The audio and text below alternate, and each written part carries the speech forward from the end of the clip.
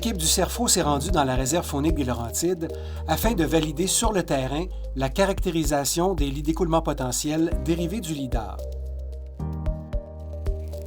Pour ce faire, l'équipe a marché le tracé des lits d'écoulement potentiels dans un secteur près du lac des Neiges à la recherche d'indices qui permettent de confirmer la présence ou non des cours d'eau et leur caractère permanent ou intermittent. Les indices observés permettront de répondre aux différentes questions de la clé d'identification des cours d'eau. En guise de rappel, voici la clé d'identification présentée dans le module 2. En présence d'un cours d'eau, recherchez les indices suivants. Un signe d'écoulement de l'eau, et l'écoulement peut être souterrain ou sous un tapis de mousse végétale. Une dépression naturelle du sol. L'absence de plantes terrestres de milieu humide et la présence ou non de plantes aquatiques. Un écoulement relié au réseau hydrographique. Dans la négative, vous êtes en présence d'un drainage naturel. En répondant oui à toutes les conditions, vérifiez si les caractéristiques du milieu indiquent que le lit du cours d'eau ne s'assèche pas, sauf lors d'une période de sécheresse exceptionnelle. Dans la négative, vous êtes en présence d'un cours d'eau intermittent. Dans l'affirmative, il s'agit d'un cours d'eau permanent. Dominique Toupin, ingénieur forestier au CERFO, nous amène maintenant sur le terrain, là où les produits dérivés du lidar indiquent la présence d'un cours d'eau intermittent provenant du sud. Nous nous retrouvons dans un ancien secteur d'intervention qui date du début des années 2000. La construction d'un chemin forestier a modifié le drainage naturel du site et l'eau du fossé est déviée vers le côté nord du chemin.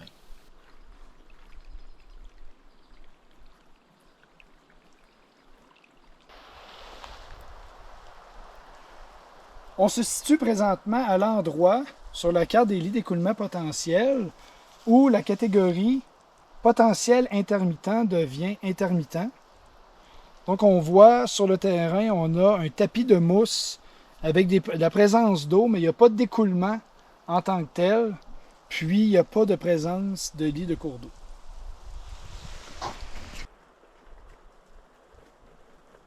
Un peu plus au sud, toujours en suivant le tracé des lits d'écoulement potentiel, on se retrouve dans la classe zone d'intermittence.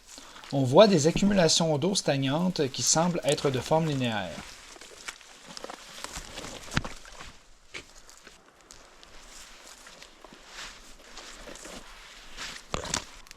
On remarque que la topographie fine du secteur a été modifiée par le passage de la machinerie. Les roulières causées par le passage des engins de débardage des bois sont encore visibles sur le terrain. En comparant les orthophotographies de 2002 prises quelques temps après la récolte avec une autre un peu plus récente datant de 2015, on remarque que les chemins de débardage visibles en 2002 le sont encore en 2015, même en présence d'une végétation âgée de plus de 20 ans. Ces chemins ont remodelé la topographie du terrain et ont influencé les résultats des algorithmes de classification des lits d'écoulement potentiel. On se retrouve ici à la tête de la zone d'intermittence. Tel que vu dans les leçons du module 3, en théorie, c'est ici où l'accumulation de l'eau a atteint le seuil d'initiation fixé par le ministère. Visiblement, sur le terrain, il n'y a pas de traces d'eau et d'écoulement au sol.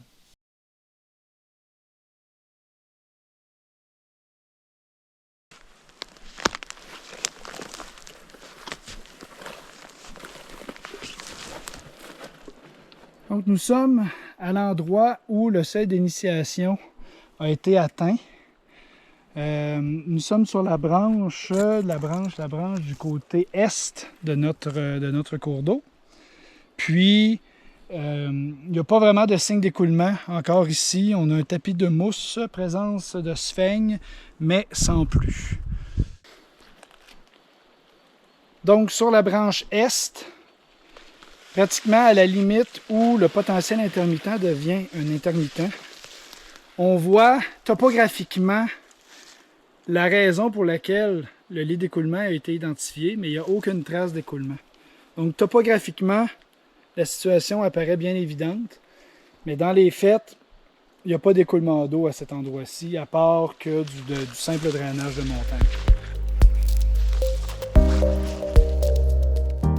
À cette étape de la visite, Les observations faites pour la portion sud des lits d'écoulement potentiels nous ont permis de répondre aux différentes questions de la clé d'identification des cours d'eau.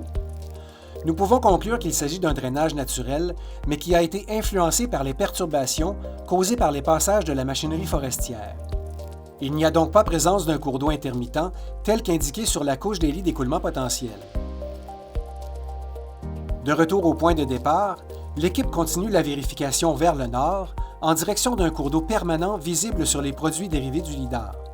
Cette partie de la forêt n'a pas subi de perturbations récentes. Donc ici, c'est la sortie d'un tuyau de drainage qui a été installé pour dévier l'eau du chemin provenant du fossé et du côté sud du chemin.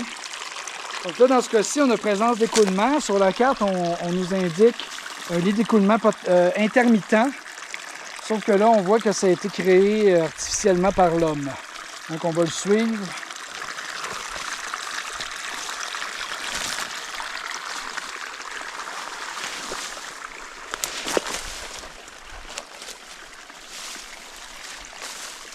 Là, on voit que le lit du cours d'eau est beaucoup plus défini.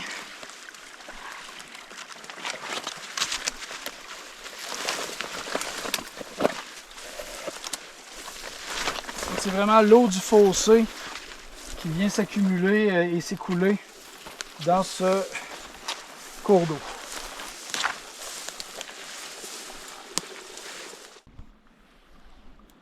Nous sommes à quelques mètres du tuyau de drainage et le cours d'eau, on entend un écoulement souterrain, on voit des traces d'écoulement, mais l'écoulement se fait vraiment en dessous de la couche de mousse.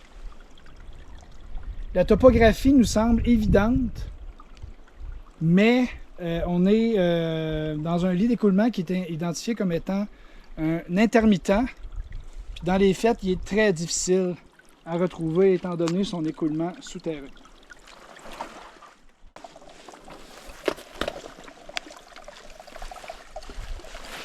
On retrouve notre cours d'eau. Son écoulement qui sort de terre sur environ 5 mètres.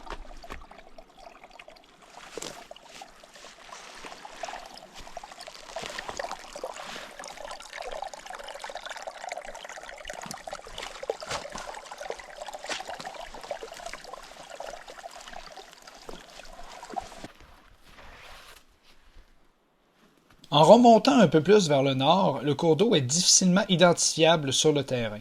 Il n'y a pas de signe d'écoulement ni en surface ni souterrain.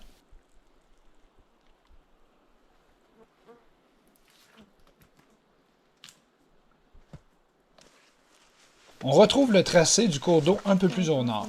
Un tapis de sphènes est présent ainsi que des signes d'écoulement en surface. D'autres plantes hygrophiles se retrouvent également aux abords du cours d'eau.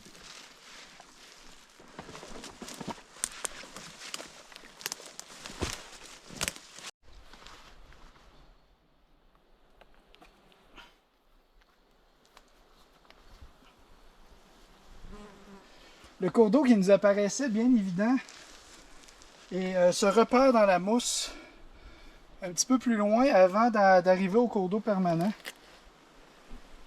Ce qui peut porter quand même beaucoup à confusion sur le positionnement du cours d'eau.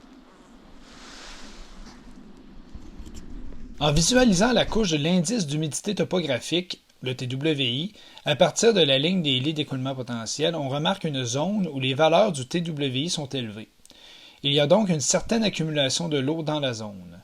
Ceci peut alimenter la confusion sur l'emplacement exact du cours d'eau.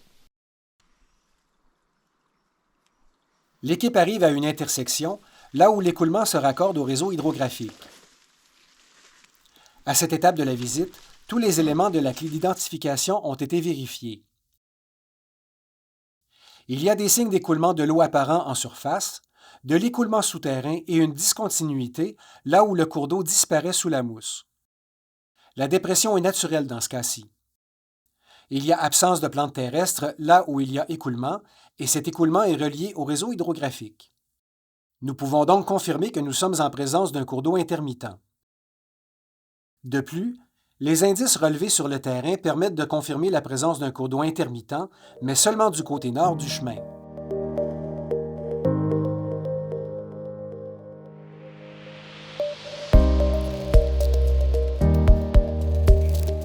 En résumé, les produits dérivés du lidar facilitent l'identification des lits d'écoulement potentiels.